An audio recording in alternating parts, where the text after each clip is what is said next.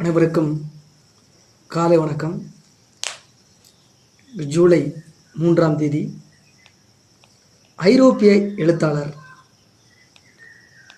France Kafka அவருடைய பிறந்த தினம் இன்று.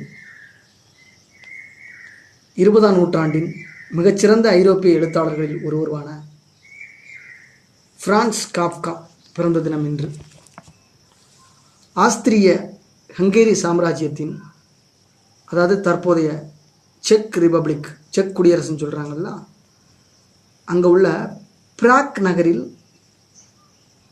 1883 பிறந்தார். காங்கிரஸ் தொடங்குறதுக்கு 2 வருஷத்துக்கு முன்னாடி. தந்தை கட்டாயப்படுத்தியதால் சட்டம் பயின்றார், கலை இலக்கியமும் பயின்றார்.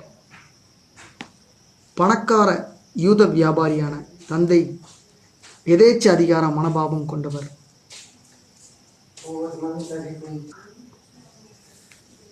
பணக்கார யூத வியாபாரியான தந்தை எதேச்ச அதிகார மனோபாவம் கொண்டவர். மகனின் படைப்பாற்றல் திறனை அவர் ஊக்குவிக்கவில்லை. இது தன் வாழ்க்கையிலும் எழுத்துக்களிலும் ஆழமான தாக்கத்தை ஏற்படுத்தியதாக காஃப்கா கூறியிருக்கிறார். பிரபல படைப்பாளிகளான Max Brod, Oscar Baum, Franz Werfel ஆகியோரை சந்தித்தார். சோசலிசம், ஜியோனிசம் உட்பட பல விஷயங்களை குறித்து விவாதித்தார். இவருக்குள் பொதிந்து கிடந்த அறிவாற்றலை அவர்கள் புரிந்து கொண்டனர். தன் படைப்பாற்றலை வெளிப்படுத்த போதிய அவகாசம் கிடைக்கும் வேலையை தேடினார். ஒரு நிறுவனத்தில் எழுத்தாளராகவும் எழுத்தராகவும், பிறகு இன்சூரன்ஸ் கம்பெனியிலும் வேலை பார்த்தார். மாலை நேரங்களில் எழுதினார். எழுத்துப்பணிக்கு இடைஞ்சலாக இருந்ததால் வேலையை ராஜினாமா செய்துவிட்டார். பெர்லின் புறநகர் பகுதியில் குடியேறியவர் நண்பர்களின் ஊக்கத்தால் முழுநேர எழுத்தாளராக மாறினார். யூதராக இருந்தாலும் அனைத்து நூல்களையும் ஜெர்மன் மொழியிலேயே எழுதினார். காஃப்கா 1915 முதலுலகப் போர் நடந்துகிட்டு இருக்கிறப்ப எழுதிய மெட்டா மார்போசிஸ் போன்ற கதைகளும், 1925 வெளிவந்த தி ட்ரையல் மற்றும் தி கேஷில் ஆகிய புதினங்களும் அதிகாரத்துக்கு ஆட்பட்ட உலகில் துயரங்களுக்கு உள்ளாகும் தனி மனிதர்களை பற்றவை. அவங்க அப்பா அப்படியே ரிஃப்ளெக்ட் பண்ணுற மாதிரி எழுதுறாரு. இவருக்கு 1917 அந்த முதலுலகப் போர் நடந்துட்டு இருக்கிற சமயத்திலேயே பார்த்தீங்க அப்படின்னா சம்பாரான் சத்தியாகிரகம், அந்த பீரியடில் இவருக்கு காச நோய், இன்ஃப்ளூயன்ஸா போன்ற நோய்கள் தாக்குது. சிகிச்சை பெற்ற காலகட்டத்தில் ஹீப்ரு மொழியை கற்றுக்கிறார்.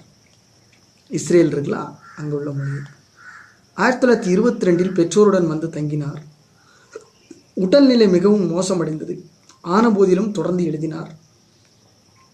தி ஜட்ஜ்மெண்ட்டு மற்றும் இன் தி ஃபீனல் காலனி மற்றும் எ கண்ட்ரி டாக்டர் ஆகிய 3 நூல்களை எழுதினார். வியன்னா அருகில் உள்ள மருத்துவ மையத்தில் சேர்ந்தார். அப்போது எ ஹங்கர் ஆர்டிஸ்ட் என்ற நூலை எழுதி முடித்தார். 41 வயதில் சிகிச்சை பெற்று வந்த இடத்திலேயே 1924 காலமானார்.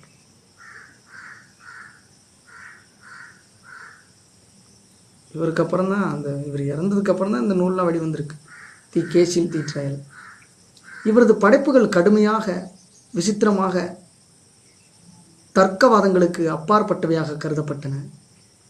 அதே சமயத்தில் எழுத்தாளர்கள், தத்துவவாதிகள், சிந்தனையாளர்களுக்கு முக்கியத்துவம் வாய்ந்ததாக திகழ்ந்தன. ஏராளமான சிறுகதைகள், நாவல்கள், கட்டுரைகளை எழுதியிருக்கிறார். ஆனால் உயிரோடு இருந்தபோது இவரது படைப்புகளில் ஒரு சில மட்டுமே வெளிவந்தன. அழித்து விடுமாறு கூறி காஃப்கா தந்திருந்த பல கையெழுத்து பிரதிகளை பாதுகாத்து வைத்திருந்த நண்பர் மார்க்ஸ் ப்ரோட் அவற்றை இவரது மரணத்துக்கு பிறகு வெளிவரச் செய்தார். அதனால் ஒரு எழுத்தாளர் என்ற அங்கீகாரமும் புகழும் மரணத்துக்கு பிறகே இவருக்கு கிடைக்கிறது. இன்னைக்கு ஜூலை 3, கிட்டத்தட்ட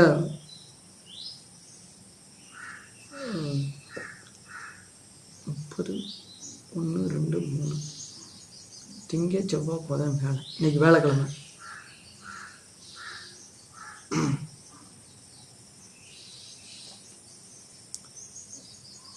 வெளிவரச் செய்தார்.